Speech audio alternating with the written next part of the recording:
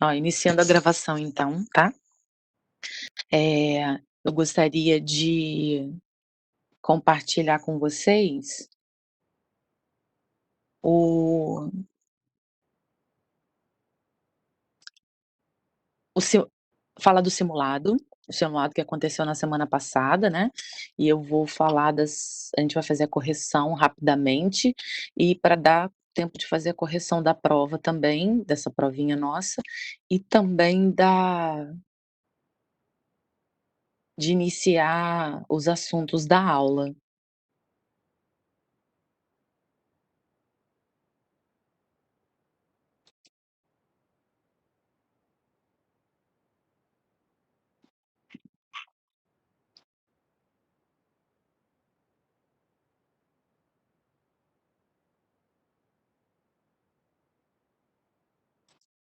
Ó, eu vou fazer do simulado.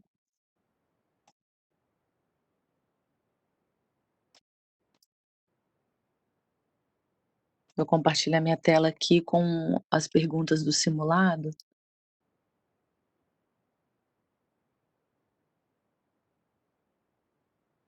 Vamos lá, o simulado que aconteceu aí semana passada, né, ele teve como primeira pergunta essa aqui que vocês estão vendo. Aqui é um simulador, né, e aí tá dizendo que ela representa um experimento, né, um experimento sobre a origem da vida. É um simulador.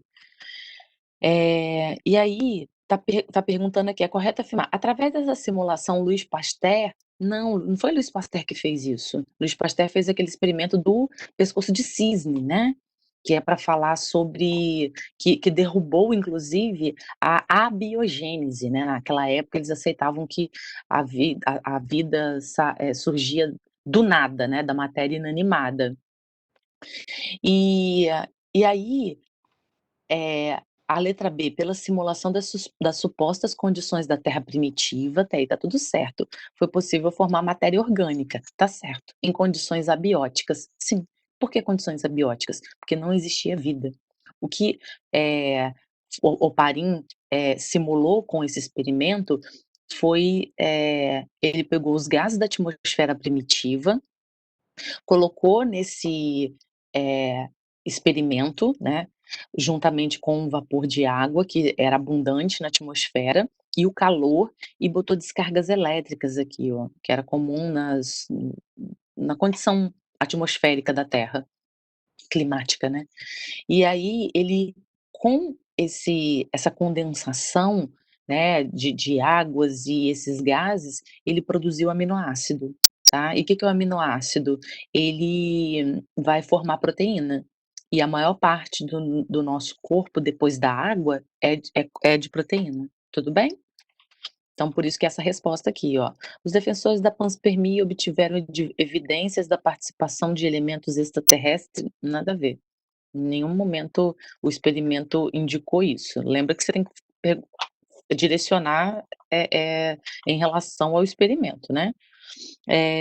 Houve a comprovação da atuação da energia vital na formação do primeiro ser vivo? Energia vital? Em nenhum momento o experimento teve esse objetivo. As primeiras moléculas surgiram de reações químicas em ambiente, aeróbico. Aeróbico é com a presença de gás oxigênio, então não, tá bom? Se tivesse falado anaeróbico aí estaria certo, aí seriam 2 que estariam certas, né. A outra questão é aqui sobre o pescoço de cisne, né, que foi feito o experimento por Louis Pasteur. E ó, ele teve o objetivo de compreender a origem da contaminação por micro-organismos. Então, com esse experimento aqui, esses objetos se chamam balões, né, muito usados aí na química, em laboratórios, né. E aí você já conhece a temática, né, fizeram até um podcast falando sobre isso, e aqui, perguntou assim: "Tais experimentos embasaram Pasteur a comprovar a teoria", qual a teoria? Da abiogênese? Não, ele não foi para testar para comprovar a biogênese na verdade é o contrário, tá. Eh, Da teoria da geração espontânea, que é a mesma coisa, são sinônimos, né. Da evolução biológica, vamos ver essa, ó. Observando que o ambiente adequado proporciona o surgimento de diversidade biológica, desde que em contato direto com o ar. Não, a vida não veio direto do ar, né. Quem inclusive, foram eh, os anteriores, né, os contrários à biogênese, né, os da geração espontânea, que, defendiam isso, que o líquido tinha que ter contato com o ar para poder, gerar a vida. E não, né, nesse caso aqui, o Louis Pasteur, que é o objetivo da nossa questão aqui, que está perguntando sobre ele, né, sobre o experimento dele, não teve esse objetivo aqui. Letra D, celular, né, teoria celular. Observando que todos os organismos são formados por algum tipo de organização celular, independentemente do contato. Então, aí é o que pode te induzir ao erro, porque essa frase aqui está correta, mas em relação a esse experimento ela está errada. Ele não quis experimentar nada em relação da célula, ok? Então esse objetivo aqui foi simplesmente verificar, eh, a a a origem de onde vêm os micro-organismos, né. E aí sobrou pra gente a letra E, da biogênese, isso aí. Com esse experimento ele derrubou a biogênese, né, a geração espontânea. Às vezes eu gosto até de falar, ó, ele derrubou a geração espontânea, que é sinônimo, né, da abiogênese. Observando que todo organismo vivo provém de outro pré-existente. É isso aí, independente do contato direto com o ar. Então, aqui nesse experimento ele tinha feito, né, junto com fervuras, né, esse bico aqui que impossibilita a presença do de micro-organismos, né, o micro-organismo acaba não entrando, mas entra o ar. Então, mesmo entrando o ar, esse balão ele estava estéril, quer dizer, não cresceu vida nenhuma, ok? Então, a resposta nossa aqui é a letra E, tá bom? A 3 está falando da composição da biomembrana, né. Elas são constituídas por proteínas e lipídios, ok. E aí está perguntando, sobre se essas afirmativas aqui estão corretas. Ó, essas que eu pintei estão corretas, ó. A estrutura básica da membrana celular obedece o modelo do mosaico fluido. Sim, a gente falou muito sobre isso, né. Proposto por Singer e Nicholson em 1972, no qual proteínas distribuídas em um padrão de mosaico flutuam numa bicamada fluídica. Sim, a gente comentou, ó, que elas não são estáticas, elas ficam o quê? Se movimentando aqui. Beleza, Gabriel. Fosfolipídio e colesterol são lipídios anfipáticos que formam a estrutura básica das membranas celulares. Isso aí. São anfipático, eles são, a gente tem o que que é anfipático? É onde tem uma porção que tem afinidade com a água e a outra porção que não tem. Então essa porção lipídica aqui do fosfolipídio, ela tem afinidade com a água. Essa do meio, onde estão as perninhas dele, não tem, ok? Então essa aqui, as 2 estão corretas. Vamos ver a 3, ó, as proteínas representam o grupo de macromoléculas mais abundantes, até aí tudo bem. Até aí tudo bem, ó. As proteínas representam o grupo de macromoléculas mais abundantes, nas membranas. Na verdade, não, tá. A quanti a em relação à membrana, a quantidade não é de proteína, você vê que proteína aqui, ó, não é a maior quantidade, e sim o quê? Os fosfolipídios, tá bom? Isso na membrana, né, gente. E a última, as proteínas de membrana atuam como canais iônicos, proteínas de transporte, receptores de moléculas sinalizadoras e componentes do citoesqueleto. Sim, componentes, né, são moléculas sinalizadoras, elas, elas têm a capacidade de conexão com outras substâncias, transportam isso, né, a gente viu aquela aquaporina, que é uma proteína importante, uma proteína, uma proteína, né, canal, que faz o transporte da água, né, até a gente comentou isso em relação ao suor. Então aqui, letra E é a correta, ok? Letra E aqui é a correta. Tá aí tudo bem, gente? Foram pouquinhas questões de biologia, né? Bota aí pra mim se tá ok, se qualquer coisa quer que eu volte em alguma das questões, tá? As células procariontes e as células eucariontes diferenciam-se e assemelham em diversos aspectos. Então, quer dizer, as células, por exemplo, das bactérias, que são as procariontes, e o restante das outras células, que são eucariontes. Aí está pedindo aqui para você assinalar a que cita correta e, respectivamente, eh, uma diferença e uma semelhança. Então, primeiro você tem que colocar nessa ordem, diferença e depois semelhança. Aí vão lá, as mitocôndrias com membranas internas e externas, isso aí, nas células eucariontes. Então, as mitocôndrias são exclusivas das células eucariontes, então a gente não vai ter mitocôndria lá na bactéria, né, na célula procarionte, e constituição de dupla camada lipoproteica nas membranas em ambas células. Então, tanto na célula procarionte quanto na eucarionte são feitas de composição lipoproteica. Então a letra A está correta. Ribossomos com membranas simples nas células procariontes e constituição aqui, ó, eh eh, e constituição de glicoproteína e glicolipídio na membrana de ambas. Não, a membrana da bactéria não vai ter essa composição complexa igual a membrana eucarionte, não. Cloroplasto com clorofila imersa nas membranas internas das células eucariontes, nem todas as células eucariontes têm cloroplasto, né. Lisossomos contendo enzimas digestivas nas células procariontes, procarionte não tem lisossomo. Ribossomos aderidos à membrana do retículo rugoso nas células eucariontes e constituição de polissacarídeo nas membranas de ambas. Não, a bactéria também não vai ter essa composição polissacarídica. Então, letra A seria a letra que está correta. A última questão do simulado, assim como nos séculos passados, também o ser humano busca o autoconhecimento, né, as respostas, né, de onde, para as perguntas de onde viemos, para onde iremos, né, e para você assinalar aqui a resposta correta sobre as hipóteses da origem da vida, a gente teve várias, né. A hipótese do fixismo, aquela que a vida não muda, tá, ela é fixa, né, fixismo lembra de fixo.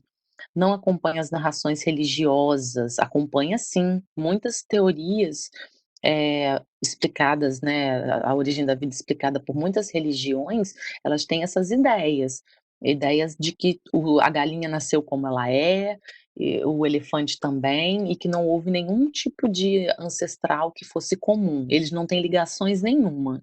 E a biologia, principalmente a parte molecular, ela explica isso. Ela mostra que há semelhanças, inclusive semelhanças entre nós e um chimpanzé é de 98% de semelhança. Então não é essa aqui, letra A. A letra B, pelo que eu marquei aqui, está correta, né, ó. Em 1936, Alexander Oparin propõe uma explicação para a origem da vida, sim, sob determinadas condições da atmosfera primitiva. Sim, foi lá na atmosfera primitiva que propiciou o desenvolvimento de uma sopa de proteínas, sim, aquele mar, aquele oceano que era todo nutritivo, né, que é bem diferente do oceano de hoje, no ambiente aquático, dando origem aos coacervados. Isso aí, foi graças a essa sopa de proteínas que originou as células primitivas, né, entre aspas aí, que a gente chama de coacervados, né. Aí a letra C, a hipótese da geração espontânea propôs que os seres vivos teriam surgido nas profundezas do mar. Profundezas não. inclusive não ia luz, né, não ia oxigênio nem nada. Então, eh, quer dizer que os primeiros seres, eles surgiram mais na pra superfície do mar, né. A cosmogenia é a hipótese que admite que a vida foi implantada. A cosmogenia é a mesma da panspermia, que a vida foi implantada na Terra por motivações de seres extraterrestres. É viagem, né. Na verdade, a cosmogenia fala que a vida veio de fora, mas ela não explica como não, tá. Então essa ideia de que extraterrestre veio e trouxe uma sementinha para cá, a panspermia ou cosmogenia, ela não fala disso. E a letra E, que talvez pudesse te levar, te induzir ao erro, ó, Alexander Oparin comprovou sua hipótese da origem da vida simulando a formação de coacervados. Ele não simulou a formação de coacervado, ele simulou a sopa primitiva, que deu origem a coacervado. Então pode ser que você tenha te induzido o erro para essa aqui, ok? Então, não é essa, ele não simulou coacervado nenhum, o coacervado ele veio depois, né, eh, com análise de que havia uma sopa de proteínas, uma sopa, de nutrientes, que a partir dali pudesse dar origem aos seres, vivos, tá bom? E que nessa sopa tinha, aminoácido. O que que é o aminoácido? É que forma a proteína, ok? E baseado nisso, se a gente pegar, esse aminoácido presente na água, eh, e pensar na imagem do coacervado, né, que é aquele ser, nem é ser, né, aquela estrutura primitiva das células, que eles antecederam as células, então não tem como nem eu falar que foram as primeiras células. Foram células como se fossem, assim, células bem primitivas mesmo, tá bom? Eh, tudo bem? Alguém quer fazer alguma pergunta em relação a essas questões? Deixa eu pegar aqui a da prova, para a gente aproveitar e corrigir ela também.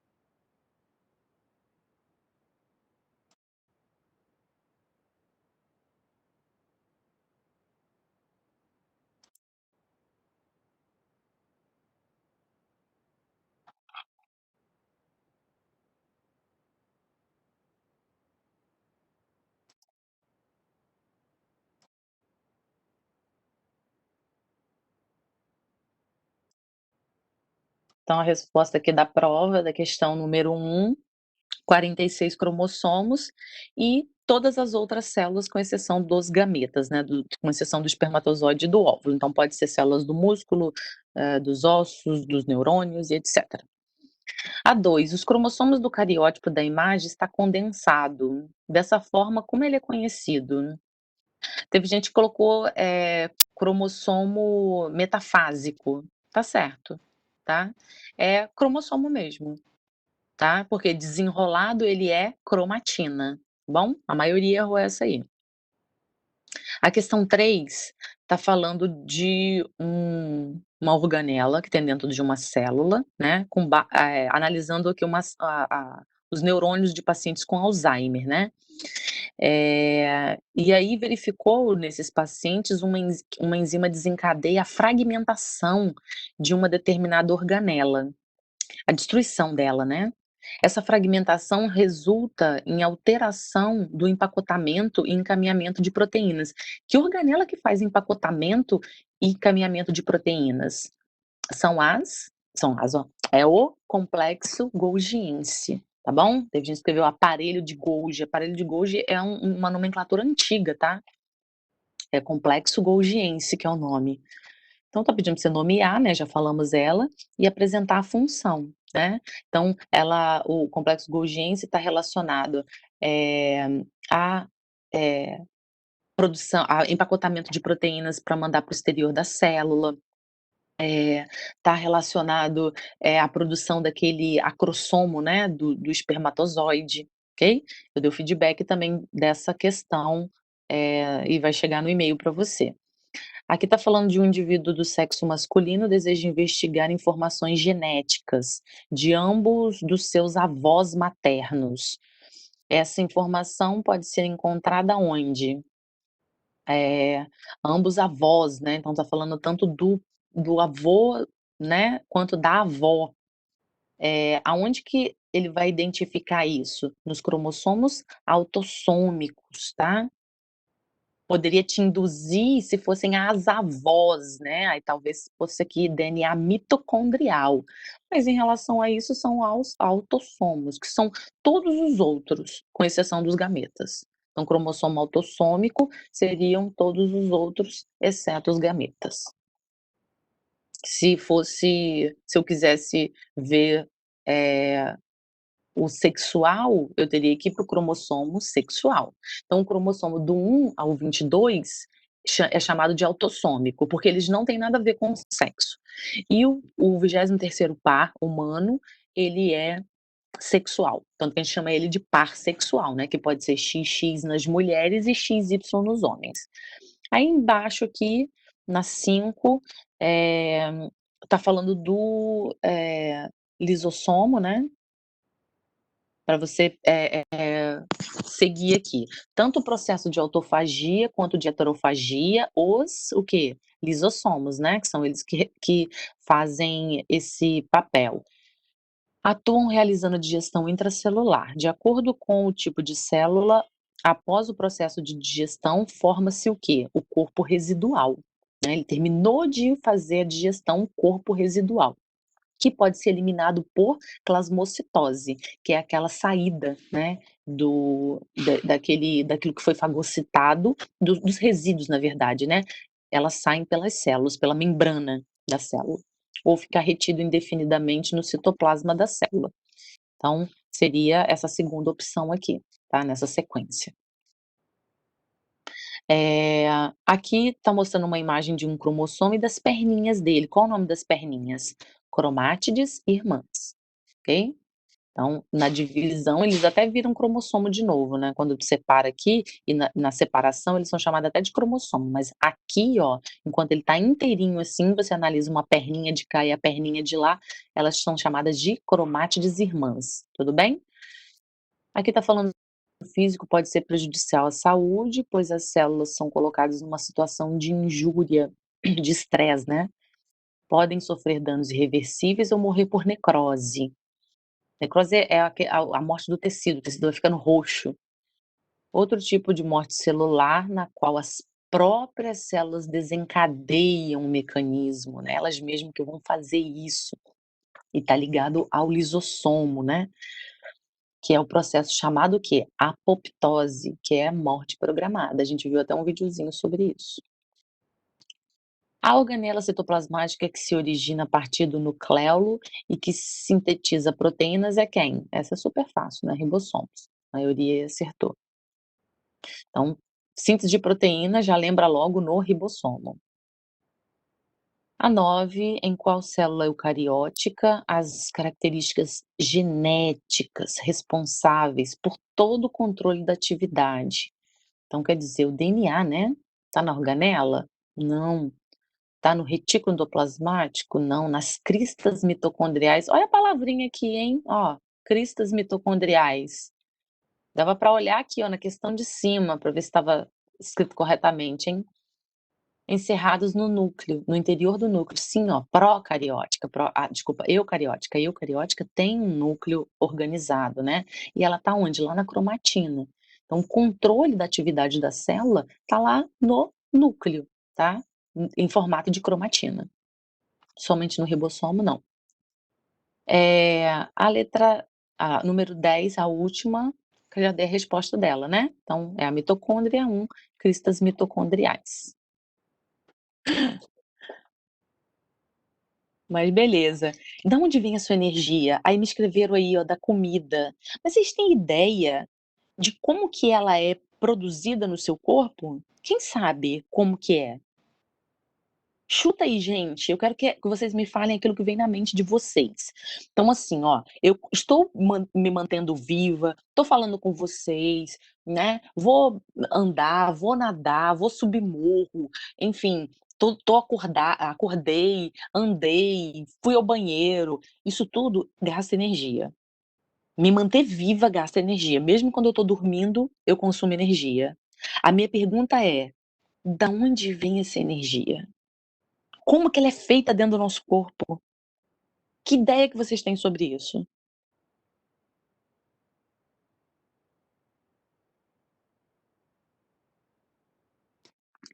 Abre o microfone, fala aí.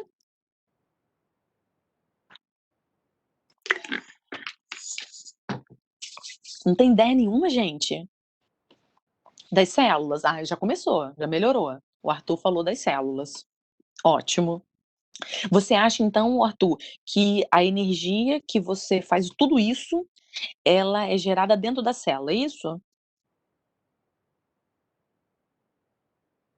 Onde nas células? A gente já falou sobre isso. Ah, beleza, ótimo, mitocôndria. Excelente. Mas antes de eu começar lá dentro da célula, eu quero isso aí, ô Gustavo, certinho.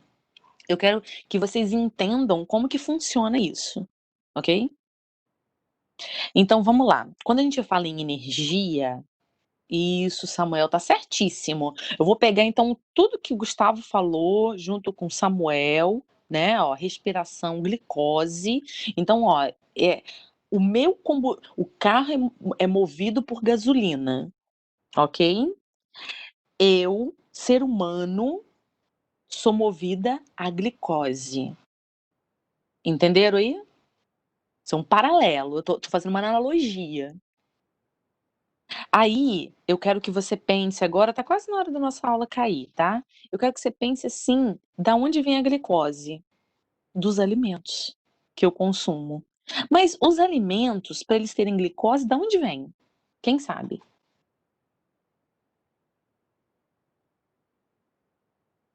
Por exemplo, no café da manhã, hoje eu comi batata. O que que é batata? Batata doce.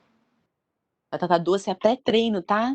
Tem bastante carboidrato, é excelente. Isso aí, é uma raiz. Beleza, raiz de uma planta. Essa raiz, ela é cheia de glicose, né? Ela é um carboidrato. Mas da onde vem esse carboidrato? Da onde vem essa glicose? As plantas têm glicose, da onde vem essa glicose? A forma de nutrição, isso aí, Arthur, a forma de nutrição minha e de uma planta é diferente?